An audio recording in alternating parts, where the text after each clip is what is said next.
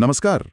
आज हम श्रीमद् भगवद गीता के 6ठे अध्याय यानी ध्यान योग पर थोड़ी गहराई से बात करेंगे। जी। हमारे पास जो स्रोत हैं, तो आज हम ये समझने की कोशिश करेंगे कि गीता के हिसाब से असल में योगी कौन है, खासकर आज के ज़माने में जब कोई अपने बड़े लक्ष्य के लिए मेहनत कर रहा हो। बिल्कुल। और एक सवाल और भी है कि अगर इस जिंदगी में वो लक्ष्य ना मिले तो सारी मेहनत क्या वो बेकार जाती है? बहुत जरूरी सवाल है ये। और ये अध्याय पिछले अध्याय की कर्म योग और कर्म संन्यास की चर्चा को ही आगे बढ़ाता है। इसमें भगवान कृष्ण मन को साधने पर, मतलब उसे काबू में करने पर बहुत बल देते हैं। अच्छा। वो बताते हैं कि कैसे अगर समर्पण से काम किया जाए तो मन शुद्ध होता है और फिर आध्यात्मिक अनुभव मुमकिन हो पाता है। शांत मन, वही तो साधना का आधार है। तो फिर इस अध्याय के अनुसार असली योगी कौन हुआ? क्या सिर्फ कर्म छोड़ देना या कुछ खास रस्में न करना ही काफी है? नहीं, कृष्ण बहुत साफ कहते हैं इस बारे में। असली योगी या सन्यासी भी वो है जो अपने हिस्से के काम तो करता है, लेकिन उसे फल की कोई इच्छा, कोई आसक्ति नहीं होती। सिर्फ वो नहीं जो मान लीजिए हवन वगैरह न करें या शारीरिक काम छोड़ दें। वो इस पर जोर देते हैं कि इंसान को अपने मन से ही खुद को ऊपर उठाना है, मन को दोस्त बनाना है, दुश्मन नहीं। और ये मन वाली बात, स्रोत में भी इस पर काफी जोर था। जैसे कहा गया कि सदा हुआ मन दोस्त है और जो काबू में नहीं वो दुश्मन। तो इसे साधा कैसे जाए? हाँ बिल्कुल। इसके लिए दो मुख्य तरीके बताए गए हैं, अभ्यास और वैराग्य, मतलब प्रैक्टिस और डिटैचमेंट। अभ्यास और वैराग्य। जी। मुश्किल तो है ये।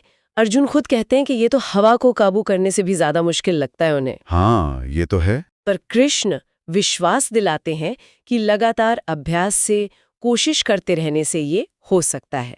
मन जब भी इधर उधर भागे, उसे खींचकर वापस परमात्मा में लगाना है। और वैराग्य का मतलब है दुनिया की चीजों से और अपने कर्मों के फल से लगाव ना रखना। अच्छा।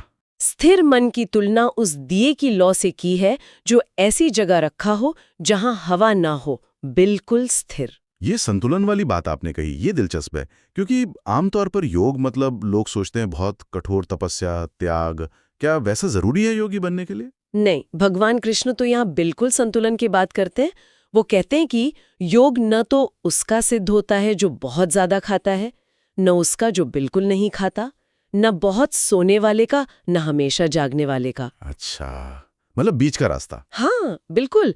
खाना पीना, घूमना फिरना, काम करना, सोना, इन सब में एक बैलेंस, एक संयम जरूरी है। यही संतुलित जीवन योग में सफलता दिलाता है और दुखों को भी कम करता है। तो जो योगी सिद्ध हो जाता है, उसके गुण क्या होते हैं? वो दुनिया को कैसे देखता है? देखिए, जिसने मन जीत लिया वो फिर सर्दी गर्मी, सुख दुख, मान अपमान, इन सब में शांत रहता है। उसे कोई फर्क नहीं पड़ता ज्यादा। वो ज्ञान और अनुभव से संतुष्ट रहता है। इंद्रियां उसके काबू में होती हैं।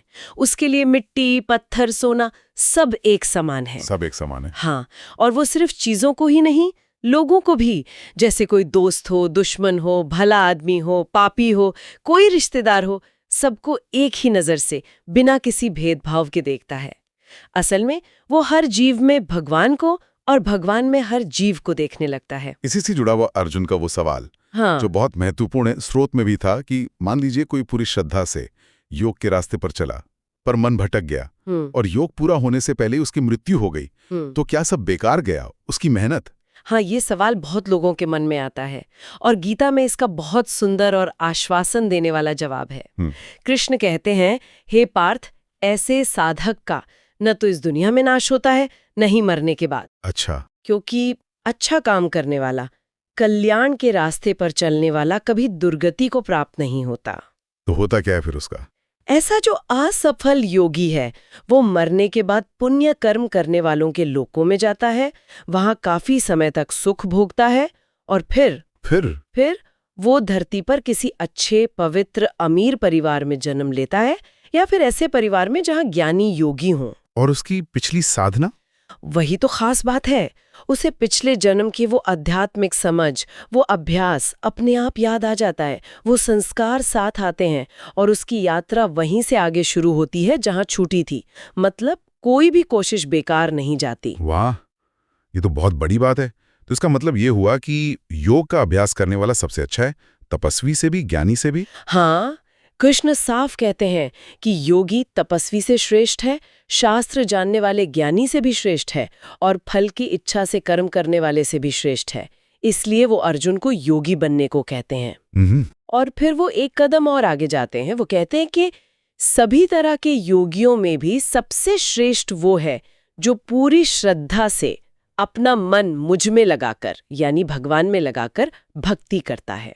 तो अगर हम पूरी बातचीत को समेटें तो सार यही है कि सच्चा योगी वो है जो कर्म तो करे पर फल से अटैच ना हो, मन को अभ्यास और वैराग्य से साधे और जीवन में बैलेंस रखे, अति ना करे। बिल्कुल। और सबसे जरूरी बात जो शायद आज के समय में सबसे ज्यादा राहत दे सकती है कि अगर मंजिल इस जीवन में ना भी मिले तो भी इस रास्ते पर चला गया हर कदम, हर कोशिश, हर अनुभव वो बेकार नहीं जाता। सही कहा। वो अगले जन्मों के लिए एक मजबूत बुनियाद बन जाता है। ये कर्म और उसके फल की जो निरंतरता है ना, उसको दिखाता है ये। वाकई ये सोचने वाली बात है कि हमारे आज के जो प्रयास है, चाहे वो हमें सफल लगे या असफल, वो कैसे हमारे आने वाले कल को, हमारे भविष्य के अनुभवों को बना रहे होंगे, शायद ऐसे तरीकों से जो हम अभी सोच भी नहीं सकते।